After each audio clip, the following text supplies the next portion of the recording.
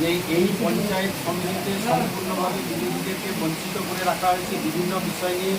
আজকের যে বিষয়টা আপনারা সকলেই অবগত আছেন যে জল জীবন মিশন একটি ভারতবর্ষের যশস্বী প্রধানমন্ত্রী নরেন্দ্র দামোদর দাস মোদীজির স্বপ্নের প্রকল্প, যেটা ভারতবর্ষের প্রত্যেকটি মানুষকে জল পাইয়ে দেওয়া হবে নলের মাধ্যমে।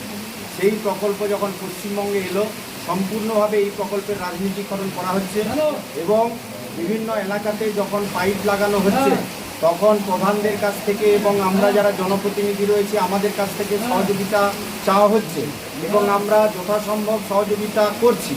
কিন্তু এই দপ্তরে এই যে রাজ্য সরকার দ্বারা নিয়ন্ত্রিত পিএইচই দপ্তর সম্পূর্ণভাবে সুপার উৎকমের মতো কাজ করছে, লোক নিয়োগ করছে, আমরা জানতে পারছি না। এলাকার মানুষ জায়গা দিয়ে পাম্প হাউস তৈরি করছে, অথচ তাদের নিয়োগের বিষয় নিয়ে তাদের সঙ্গে কোনোভাবে কথা বলা হচ্ছে না।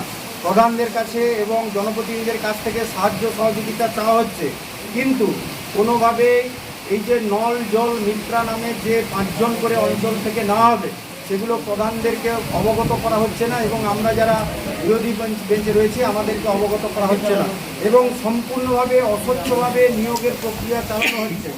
সেলফ হেল্প গ্রুপের মাধ্যমে এই নিয়োগ করা হচ্ছে, উপসংঘ, সংঘ, মহাসংঘ, যেটা একেবারে পরিকল্পিতভাবে তৃণমূলের নেত্রীদের দ্বারা পরিচালিত হয়, তারা নাকি এই নিয়োগ করবে।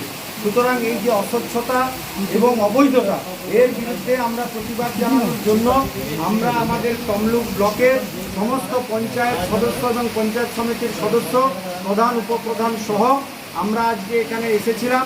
বিডিও সাহেব আজকে নেই, জয়েন্ট বিডিও সাহেব আমাদের ডেপুটেশন নিলেন এবং তিনি বিষয়গুলো শুনলেন এবং এই যে রাজনীতিকরণ, যে নল জল মিত্রা নিয়োগে এবং জল জীবন মিশনের বিভিন্ন পাম্প হাউসে যে নিয়োগে সম্পূর্ণ রাজনীতিকরণ করা হচ্ছে, এর বিষয়গুলো আমরা পুঙ্খানুপুঙ্খভাবে আমি এবং আমাদের প্রধানরা এবং পঞ্চায়েত সমিতির সদস্যরা যারা ছিলেন তারা বিস্তারিতভাবে বলেছেন এবং জয়েন্ট বিডিও সাহেব উনি কথা দিয়েছেন এই বিষয়টি উপর নেতৃত্বের সঙ্গে বা ঊর্ধ্বতন কর্তৃপক্ষের সঙ্গে আলোচনা করবেন।